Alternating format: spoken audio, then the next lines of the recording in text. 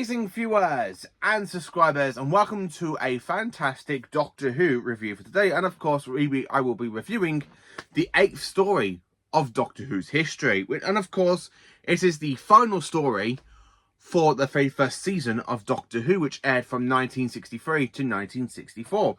And this includes Doctor Who, The Reign of Terror, the finale to season 1, which was actually broadcast from the 8th of August to the 12th of September 1964. So what can I say about this fantastic 6-part story? So we are back in a historical story, and the TARDIS lands near Paris in the middle of the French Revolution. Now, this is honestly, as we learned by Susan, this is one of the Doctor's favourite time periods in our history.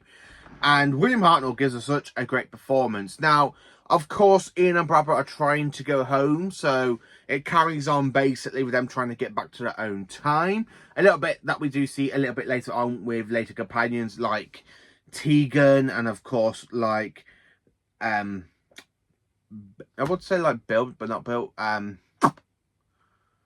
Belinda, like Tegan and Belinda.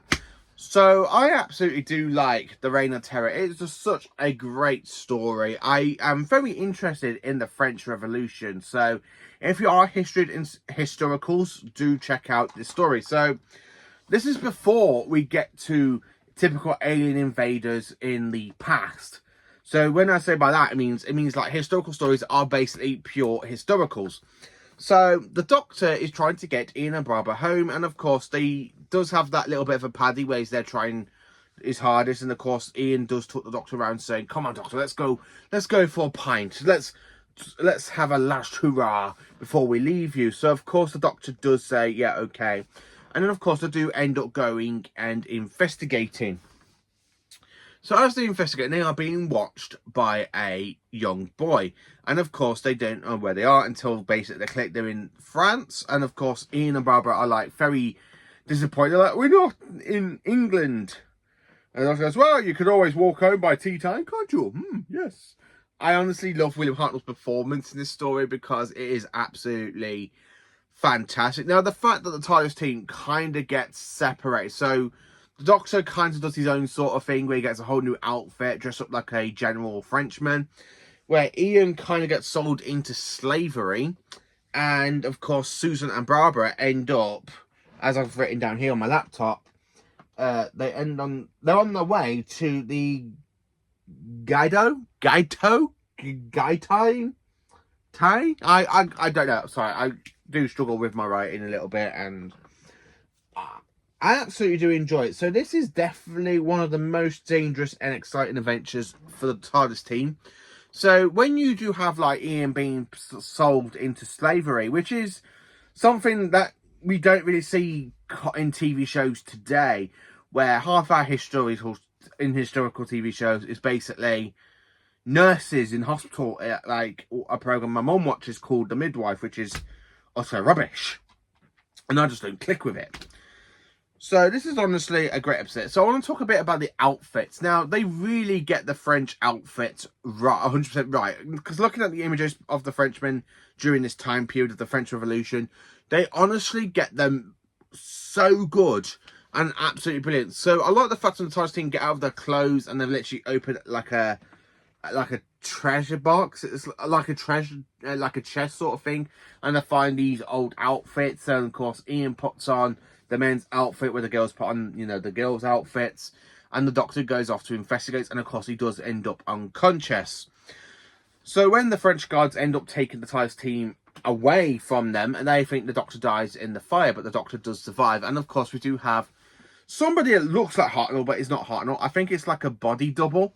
And it really does not act like Hartnell. So there's a scene where literally like walking with a walking stick, and he's going down the lane of the French lane to try and get his companions back. And it's just like, that's not the Doctor. You can tell the difference between Hartnell and somebody else being Hartnell, and it doesn't look right. And that's the one thing I have to say about it. That scene where you literally have the body double basically just walking, and it's honestly 100% not Hartnell. And it's at that point where I'm literally going, "That's not Hartnell. No, that's not Hartnell." And literally all these walking scenes going through the countryside and stuff. It's just like, That's not Hartnell. Yeah, that's not Hartnell. Yeah.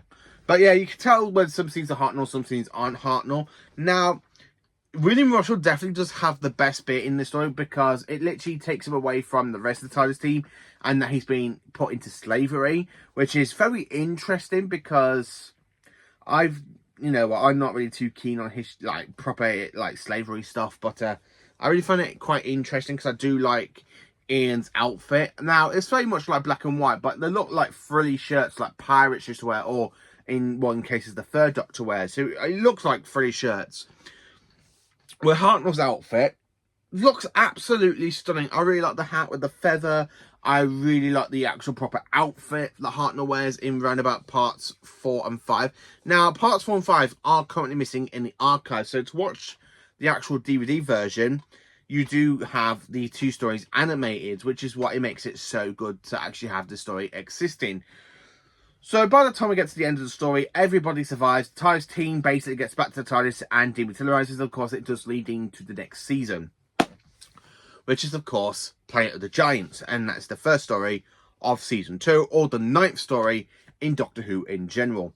So, The Reign of Terror, it's definitely a story I personally do enjoy. It's like, you know what, I didn't really used to like historicals. I used to find them a little bit dull and a little bit boring, but the more I get older, the more I'm actually enjoying watching historicals. I mean, the only first historical I actually absolutely loved in Doctor Who was, of course, the Time Miller, and that was back in 2006 when the DVD came out.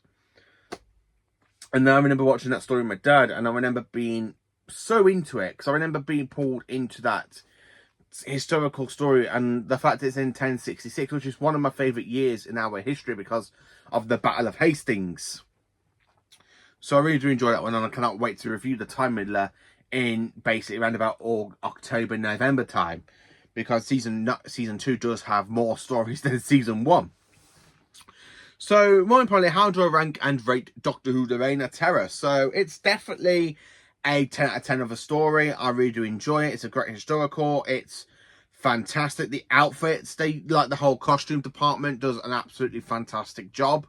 And I really do enjoy it. I really like Hartnell's outfit. I mean, if I can find an image of it, so the image should have come up.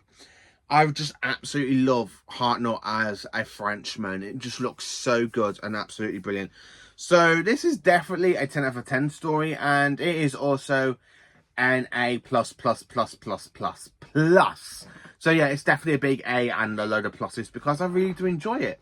And that basically concludes season 1 of my reviews for Doctor Who, and it's a good season. Season 1 is definitely a great way to start off Doctor Who, going from the Unearthly Child all the way down to the Reign of Terror. And during this point, Doctor Who does take like a couple of weeks break between September and October, because the show does come back around about the 31st of October for the season opener, aka Halloween, for Planet of the Giants.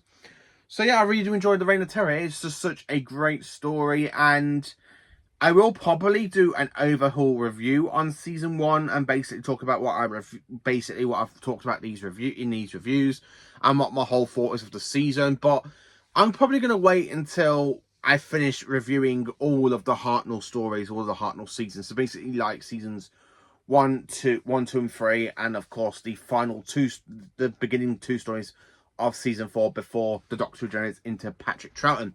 So next Monday, which makes it, I think it's about, the 18th. So I think next Monday is probably going to be either the 24th or 25th. And that's when I do start my review on season 2. So join me next week when I talk about the beginning story of season 2 for Planet of the Giants. So let me know what you think of season 1. Is it the season you enjoy watching backwards from the very first beginning, from the Unearthly Child? Do you not enjoy it? And let me know what you think of Doctor Who, The Reign of Terror, the 8th story in the show's chronicle run. Let me know. Please do like, subscribe, and share, and join for some Doctor Who content.